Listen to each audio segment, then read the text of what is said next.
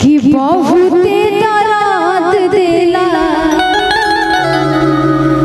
प्यारे हो दिलवा टूटले बजाने कि टूटले बजाने दिलवा टूटले बजाने। ये गाने के बाद ये गाना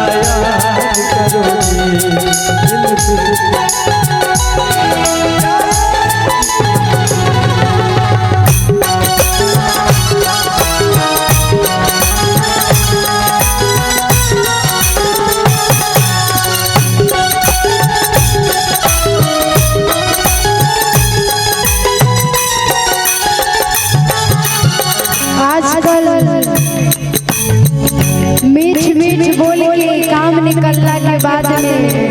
केहू केहू के पूछत नहीं थे जब तक ले जरूरत बा तब तक ले लोग यूज होता जरूरत के बाद केहू केहू के नहीं के पूछे दुनिया की रीत बाबा छतिए में रहे वाला कोई गेला छाल हो मौसम के जैसन लोगवा जाला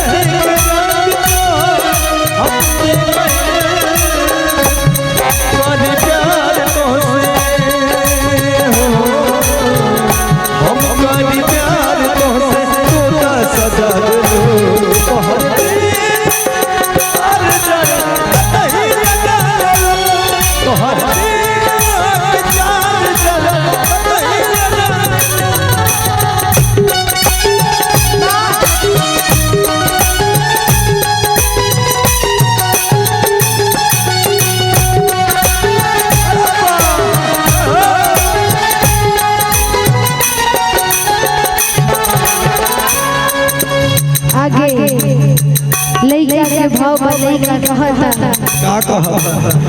मीठी मीठी बात करी बुझी हो घाट रोहित राहुल सभे मतलब प्यार बा